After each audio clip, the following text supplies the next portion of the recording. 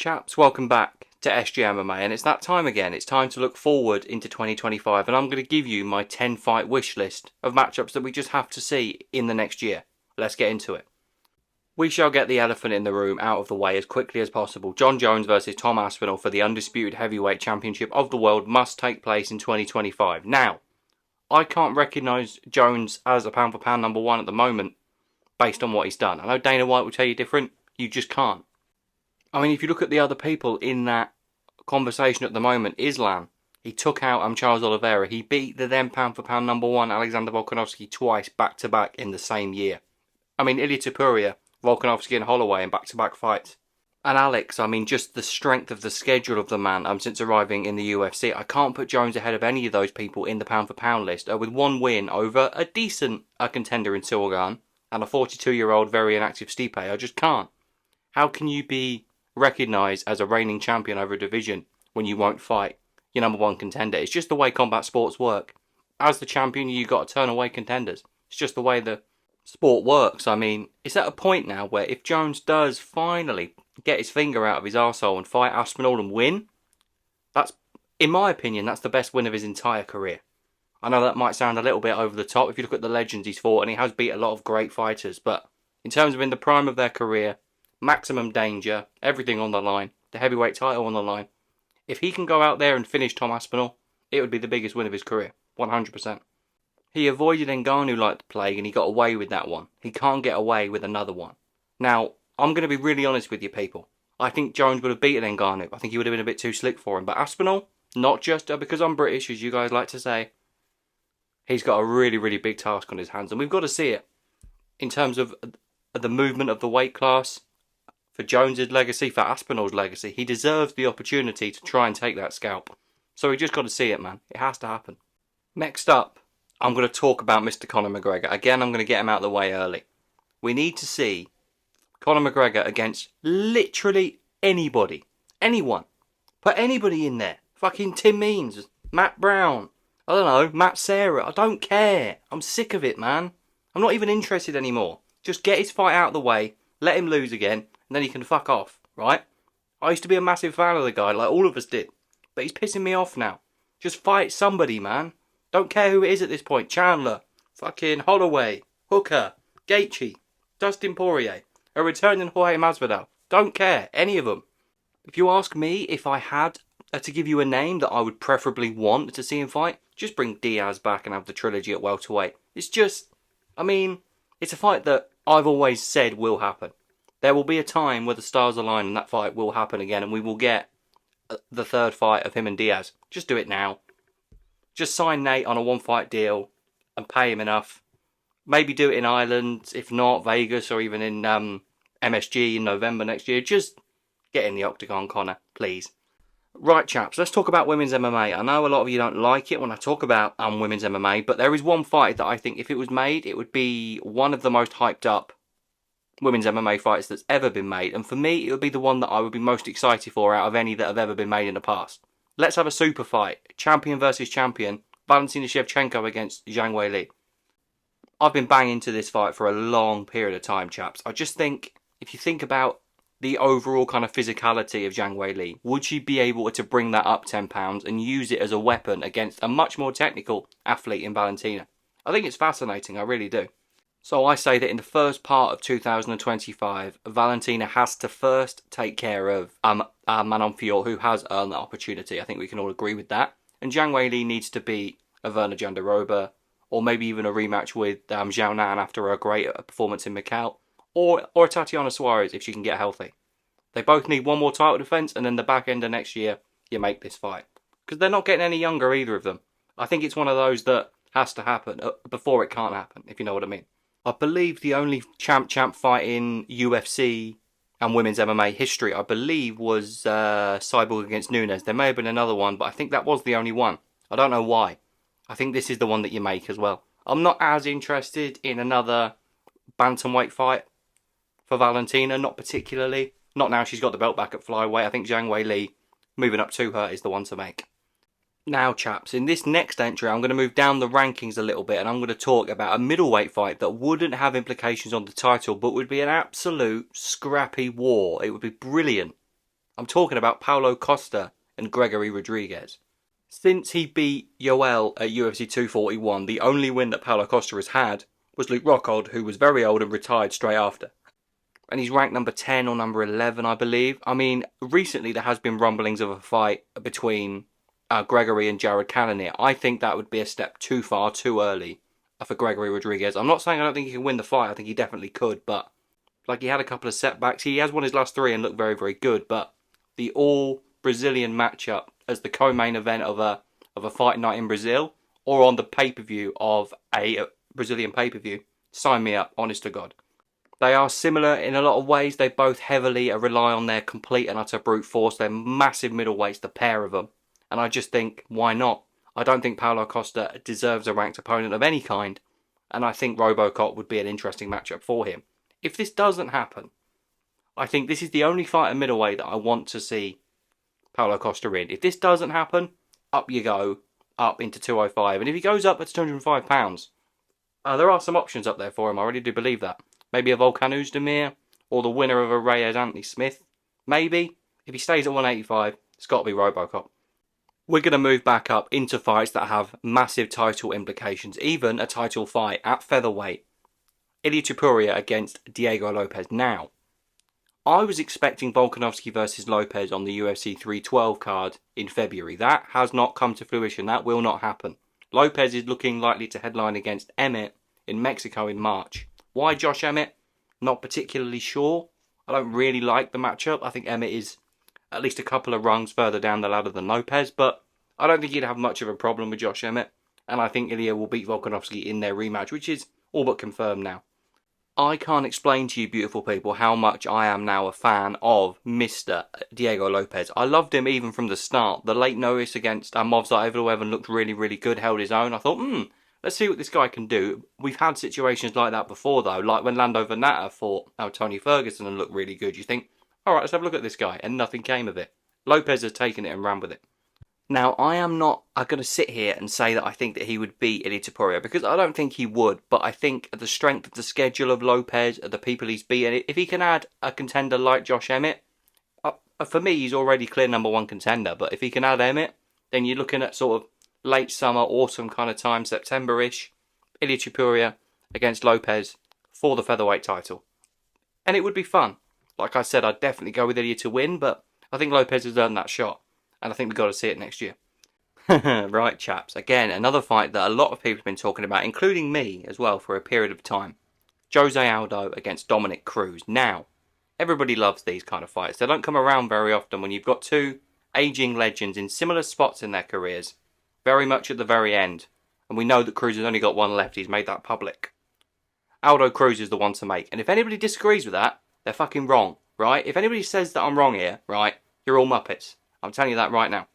Jose Aldo, the last ever WEC featherweight champion, the inaugural UFC featherweight champion, arguably one of the best in the division's history. Dominic Cruz, the last ever WEC bantamweight champion, one of the best in that division's history. It just makes sense, especially with Aldo now completely plying his trade at 135. Makes all the sense in the world. You could put that on any card anywhere at any point next year, and it's going to get eyeballs, it's going to get attention. And it would just be a fun fight to see. I just have images in my head of both of them laying down their gloves next to each other and a nice warm embrace at the end of the fight, and then both retiring at the same time. That would just be a storybook ending for the pair of them to end their careers in a high profile spot against another legend. You cannot get better than that in this sport. A lot of retirements are sad. I think if you put these two in with each other, nobody's getting chinned badly, I don't believe. And they can just both ride off into the sunset and enjoy their retirement after brilliant careers. Chaps, I mentioned these two earlier in the McGregor piece, but for me, they should be fighting each other for that BMF belt. Max Holloway officially moving up to 155 pounds permanently and defending the title against Dan Hooker. Dan Hooker is one of these individuals who is a perennial top contender in an incredibly stacked weight class who realistically, if we're being honest with ourselves, even though we do love a bit of Dan, will never become undisputed UFC lightweight champion. I think it's very unlikely. If you find odds on it now, they would be big. But he completely symbolises what it means to be in a BMF title fight. He is a BMF. He is a bad motherfucker. I don't think anybody would argue with that. And Max Holloway is the exact same. I think A lot of people are on about maybe rehashing old fights at lightweight. The idea maybe of him fighting Poirier for a third time or Gaethje again. Not too interested in that. I think Dan Hooker is never going to fight for a UFC title, a real one. So over 5 rounds, let's give him an opportunity to win a belt that he really symbolises. Max Holloway, Dan Hooker at lightweight for the BMF belt in 2025. Let's do it, man. Next up, we're going to welterweight and a fight that has been heavily rumoured and is probably going to happen, thank God, because it's the kind of fight that is so important in terms of the movement of a weight class. It's Kamaru Usman and Jack Della Maddalena. Now, complete and full disclosure, beautiful people. I have never been a big fan of Usman. It's not just, well, I suppose it is kind of due to his fight style, especially as a champion. Watching 25 minutes of Usman was not exactly enjoyable, but that's not really even it. Just as an individual, I just never really clicked with him. But to step in and take on Khamzat on very, very short notice, and then if he does fight a guy like Jack, one of the top new blood in the division, then all credit to him. That's exactly what an ageing former champion should be doing. And if he can get a win over JDM, he's straight back in that title picture. If he beats JDM and Bilal remains champion, he's probably fighting for the belt again. Stylistically, it's fantastic as well. I love the idea of a very heavy, technically brilliant wrestler trying to give a superb, honestly, I can't tell you how superb the boxing of JDM is.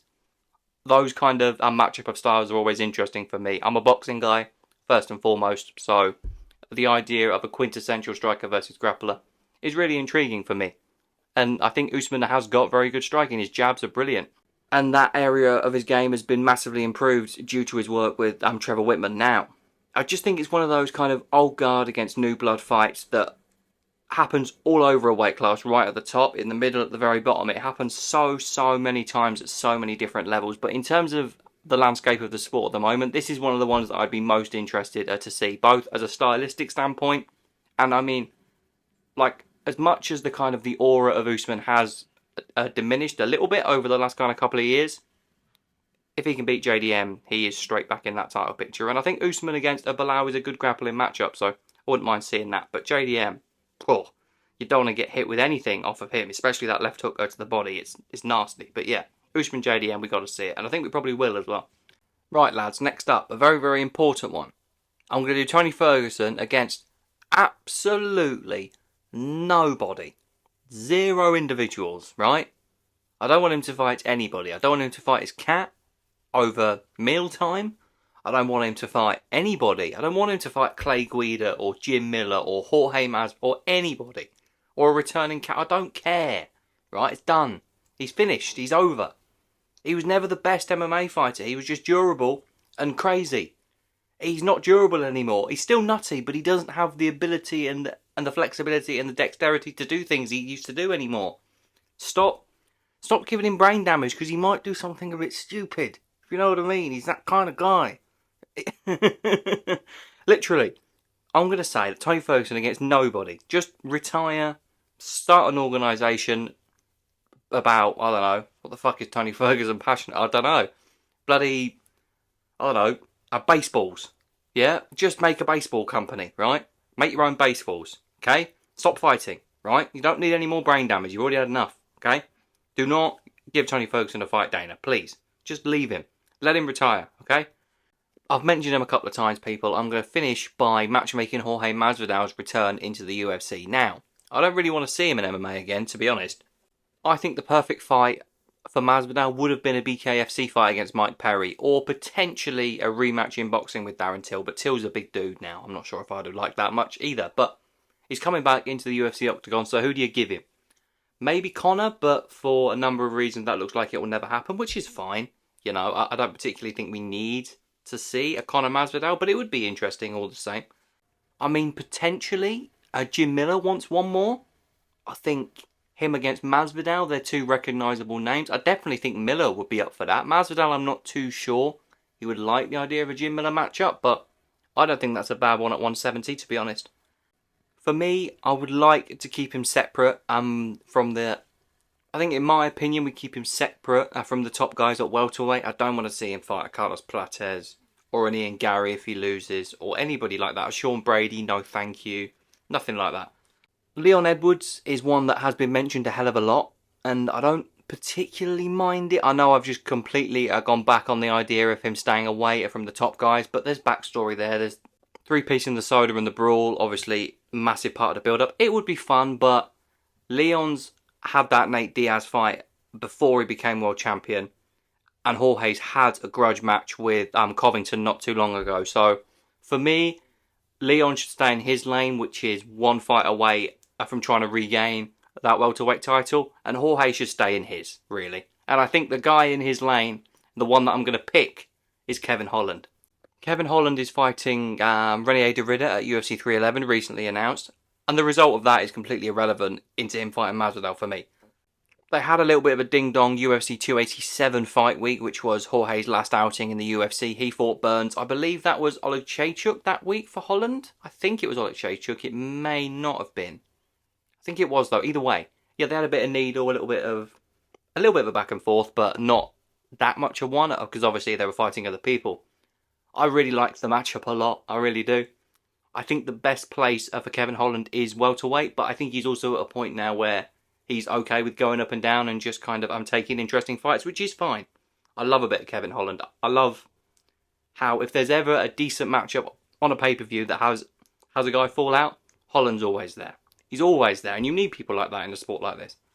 And he's the perfect flag post. Regardless of what happens at UFC 311, if Jorge Masvidal can go in there and beat a guy like Kevin Holland, he kind of earns an opportunity to maybe have a run up the rankings again.